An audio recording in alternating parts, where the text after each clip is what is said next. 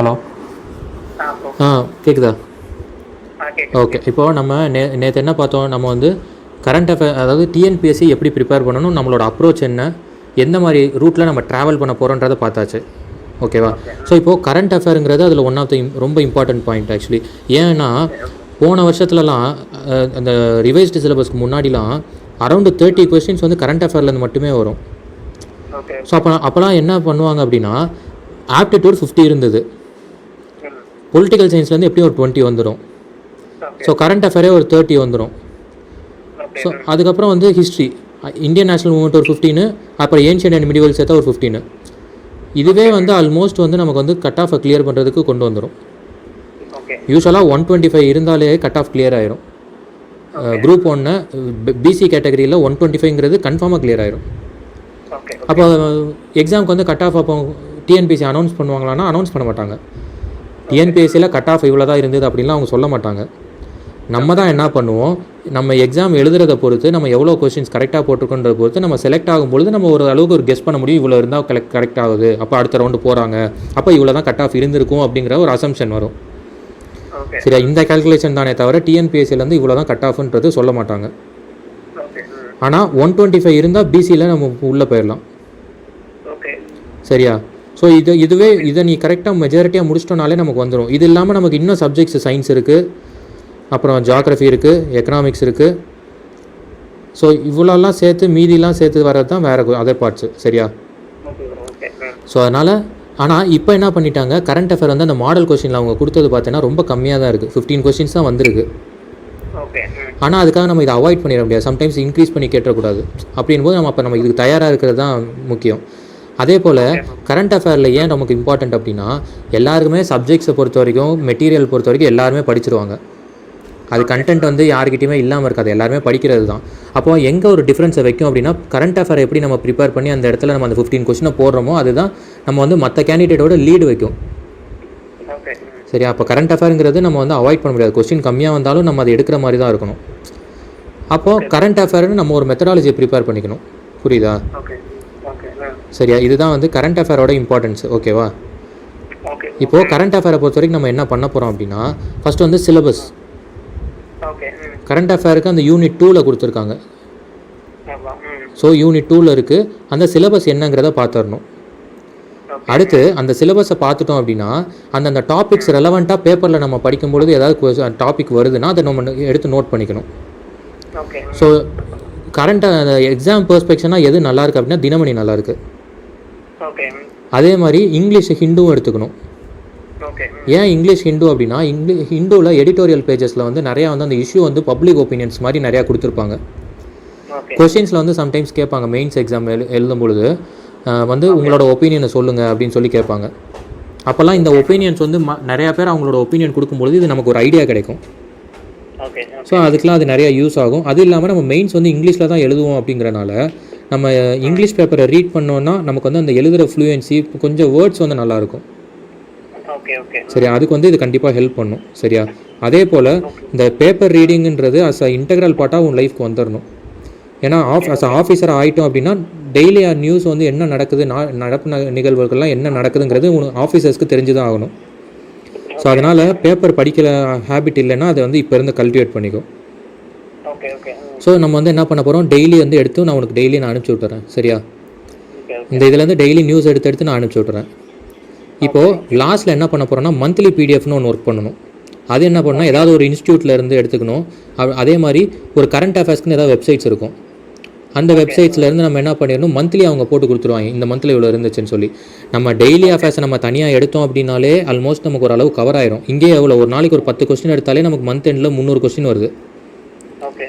அப்போ ஒரு மாதத்துக்கு நம்ம கையிலே 300 இருக்குது அப்படின்னும் பொழுது நம்ம இந்த பிடிஎஃப் மந்த்லி பிடிஎஃப் எடுத்து பார்க்கும்போது ஆல்மோஸ்ட் இதுலேருந்தே வந்துடும்.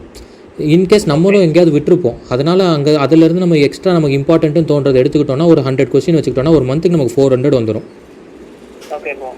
சரியா? இதுதான் வந்து நம்ம பண்ண போகிற அப்ரோச்சு. கரண்ட் அஃபேர் இவ்வளோ தான், இது போதும் நமக்கு.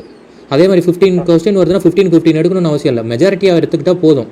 அதுக்காக நான் 15 பண்ணுவேன்னு சொல்லி ஒரு 4-5 இன்ஸ்டியூட்லலாம் படிக்கிறோம் வைக்கிறோன்னு சொல்லி எடுத்துகிட்டு ஒர்க் பண்ணக்கூடாது, அது நம்ம வேஸ்ட் ஆஃப் டைமு. சரியா? ஸோ இப்போது சிலபஸ் பார்த்தோம் அப்படின்னா அந்த யூனிட் 2 சிலபஸ் இதில் எடுத்து போட்டிருக்கேன் பாரு. ஸோ ஃபஸ்ட்டு அவங்க ஹிஸ்ட்ரி கொடுத்துருக்காங்க. அதில் வந்து ஸ்போர்ட்ஸ் அதுக்குள்ளே வந்துருச்சு, புக்ஸ் அண்ட் ஆத்தர்ஸ் வந்துருச்சு, eminent personalities, national symbols. So இதெல்லாம் இப்போ பொலிட்டிக்கல் சயின்ஸ் ரிலேட்டடு. அடுத்து ஜியாகிரஃபி ரிலேட்டடு. அடுத்து எக்கனாமிக்ஸ் ரெலவெண்ட்டாக, சோஷியல் எக்கனாமிக் இஷ்யூஸு, கவர்மெண்ட் கொண்டு வர ஸ்கீம்ஸு, பாலிசிஸு, பொலிட்டிக்கல் சயின்ஸில் கொண்டு வர ஆக்ட், பில்ஸு, இதெல்லாமே ரொம்ப இம்பார்ட்டண்ட்டு. அடுத்து வந்து சயின்ஸ் அண்ட் டெக்கு. இதில் வந்து ஏதாவது லேட்டஸ்ட் டெக்னாலஜிஸ் வந்து இன்வென்ட் பண்ணிட்டே இருப்பாங்க. ஸோ அந்த மாதிரி இது இப்போ கொரோனா கூட பாரு ட்ரக்ஸ் எல்லாம் ரெடி பண்ணிகிட்ருக்காங்க. ஸோ இப்போ இதெல்லாம் வந்து இந்த சயின்ஸ் அண்ட் டெக்குள்ளே வந்துடும். அதே மாதிரி ஸ்பேஸ் ரிசர்ச்சு, ஸ்பேஸ் ப்ரோக்ராம்ஸ்லாம் டிஃப்ரெண்ட் கண்ட்ரிஸ் டிஃப்ரெண்ட் ப்ரோக்ராம்ஸ் நடத்துவாங்க. ஸோ இதெல்லாம் நம்ம வந்து என்னென்னா ரொம்ப இம்பார்ட்டன்ட், இதெல்லாம் நம்ம நோட் பண்ணிக்கணும். கொஸ்டின்ஸ் வந்து இது இப்படி தான் கேட்பாங்க. சரியா? ஸோ இப்போ நம்ம வந்து என்ன அப்ரோச் பண்ண போகிறோம் அப்படின்னா, இப்படி தான் கிளாஸிஃபை பண்ண போகிறோம். இந்த அடுத்து போட்டிருக்கேன் பாரு.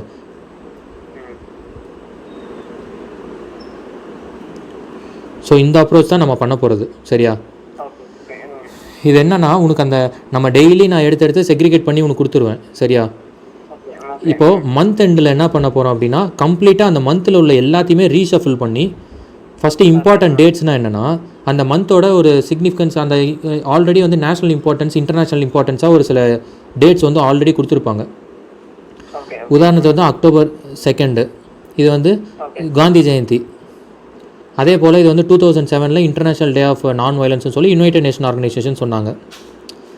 இதே மாதிரி கேர்ள் சைல்டு டேன்னு ஜனவரியில் வரும், ஓட்டர்ஸ் டே, அப்புறம் வந்து சிவில் சர்வன்ஸ் டே. இந்த மாதிரி நிறையா இம்பார்ட்டண்ட் அந்த மந்த்துக்குன்னு ஒரு இம்பார்ட்டன்ஸ்னு இருக்குது சிலது.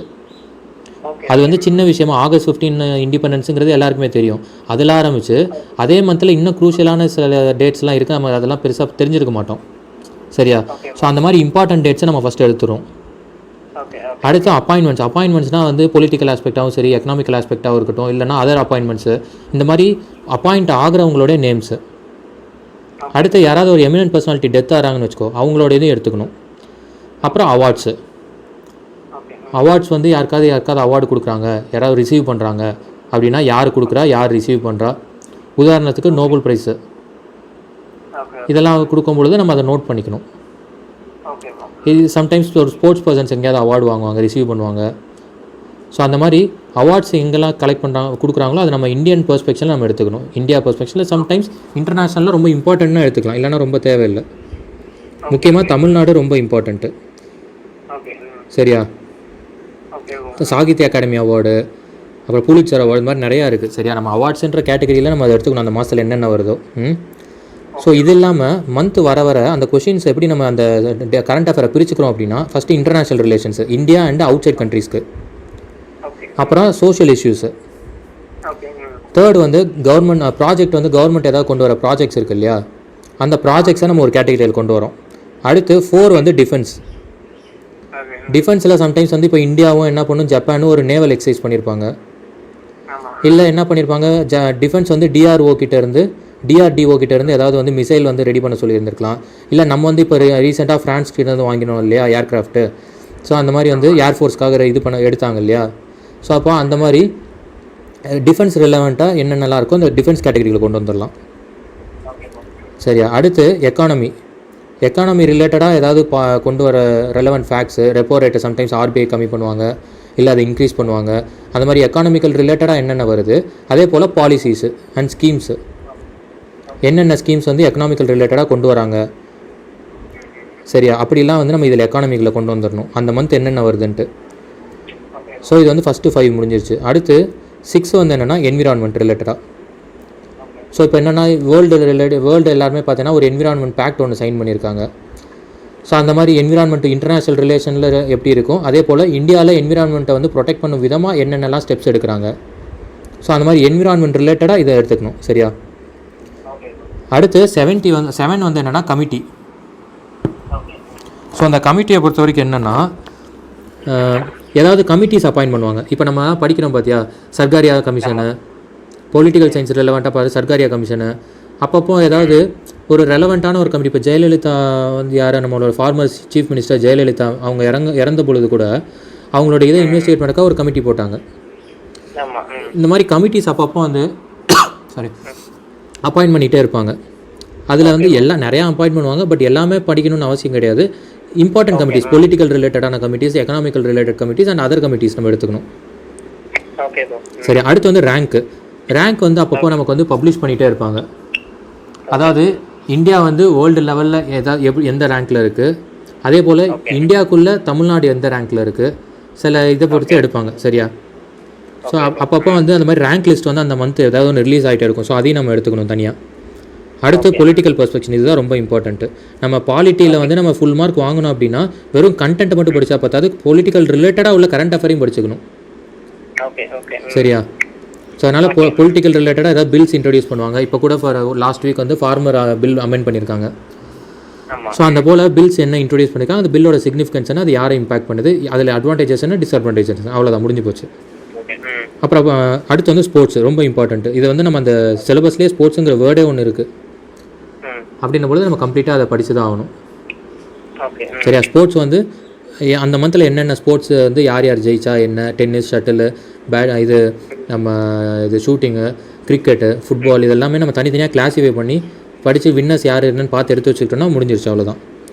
அதே போல் புக்ஸ் அண்ட் ஆத்தர்ஸு, இது என்னென்னா அப்பப்போ சில எமினன்ட் பர்சனாலிட்டிஸ் என்ன பண்ணுவாங்க, புக்ஸை எழுதிக்கிட்டே இருப்பாங்க, அதை வந்து ரிலீஸ் பண்ணுவாங்க. ஸோ அந்த புக்ஸை வந்து யார் ரிலீஸ் பண்ணுறா, யார் வந்து எழுதுனா, ஸோ அப்படின்றது நம்ம எடுத்து பார்த்துக்கணும். அந்த புக்கு பேர் என்ன, இதை நம்ம தெரிஞ்சுக்கணும். சம்டைம்ஸ் ஆட்டோபயோகிராஃபிஸ்லாம் ரிலீஸ் பண்ணுவாங்க. சம்டைம்ஸ் சில இம்பார்ட்டன்ட் புக்ஸ் வந்து சோஷியல் இஷ்யூ ரிலவெண்ட்டாக புக்ஸ் நிறைய ரிலீஸ் ஆகும். ஸோ நம்ம அதெல்லாம் வந்து நம்ம தெரிஞ்சுக்கணும். அடுத்து ஸ்பேஸு, இதுதான் நம்ம பார்த்த ஸ்பேஸ் ப்ரோக்ராம்ஸு.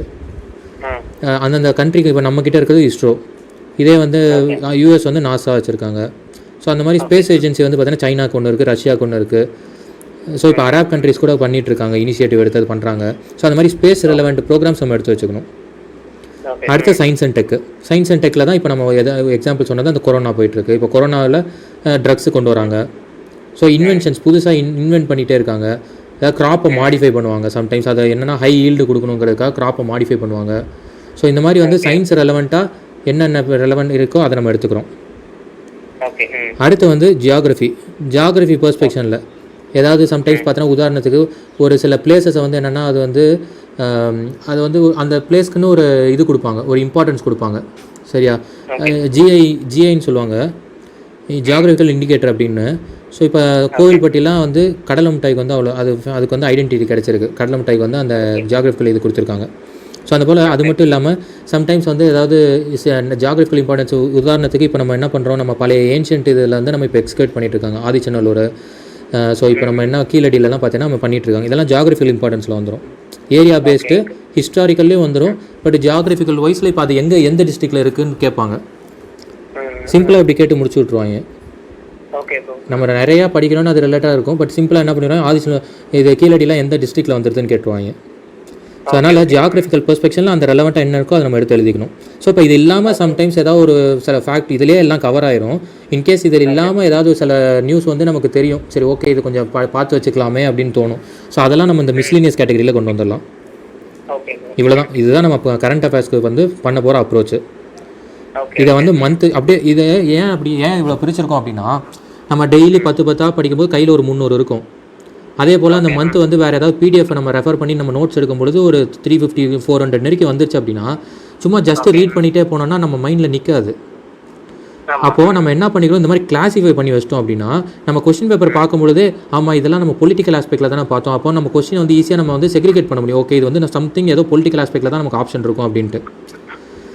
புரியுதா? நிறையா கமிட்டிஸ் படிப்போம், நிறையா அப்பாயின்மெண்ட்ஸ் படிக்கும்பொழுது 4 பேருமே நமக்கு அந்த மந்தில் அப்பாயிண்ட் ஆன மாதிரி இருக்கும். ஆனால் பட் யார் எந்த இதுக்கு அப்பாயிண்ட் ஆனாங்கன்னு கன்ஃபியூஷன் ஆயிரும். ஸோ அப்போ நம்ம அந்த கிளாஸிஃபை பண்ணி படிக்கும்பொழுது ஈஸியாக இருக்கும். ஸோ இந்த மாதிரி செக்ரிகேட் பண்ணி படிச்சிட்டோம் அப்படின்னா படிக்கிறதுக்கும் ஈஸியாக இருக்கும், ஈஸியாக ஞாபகம் வச்சுக்கலாம். சரியா? ஸோ கரண்ட் அஃபேர் தான் நமக்கு வந்து பார்த்தீங்கன்னா சக்ஸஸ் வந்து என்ஷூர் பண்ணும். சரியா? ஸோ இதுதான் வந்து நம்ம கரண்ட் அஃபேருக்கு பண்ண போகிற அப்ரோச்சு. இந்த டெய்லி நம்ம எடுத்துடுறோம், அதே மாதிரி மந்த்து ஃபுல்லாக கிளாஸிஃபை பண்ணி முடிச்சிடுறோம். ஒரு மந்த்தை பிடிஎஃப் நம்ம ரெடி பண்ணிடுறோம். சரியா? பண்ணிவிட்டு உனக்கு டெய்லி கரண்ட் அஃபேர் அவனுக்கு அவனுக்கு வந்து சென்ட் பண்ணிகிட்டே இருக்கேன். சரியா? அது மட்டும் நீ படிச்சுக்க, அவ்வளோதான், முடிஞ்சு போச்சு. ஸோ இதுதான் வந்து நம்ம கரண்ட் அஃபேருக்கு பண்ண போகிற அப்ரோச். இதில் ஏதாவது டவுட்ஸ் இருக்கா? ஓகே சார், நம்ம இதை வந்து நம்ம நெக்ஸ்ட் ப்ரொசீட் பண்ண ஆரம்பிச்சிடலாம். சரியா? ஓகேப்பா, சரி. இப்போ நம்ம சொன்னது இன்றைக்கி படி நம்ம அடுத்த ப்ரொசீட் பண்ணலாம். ஓகே.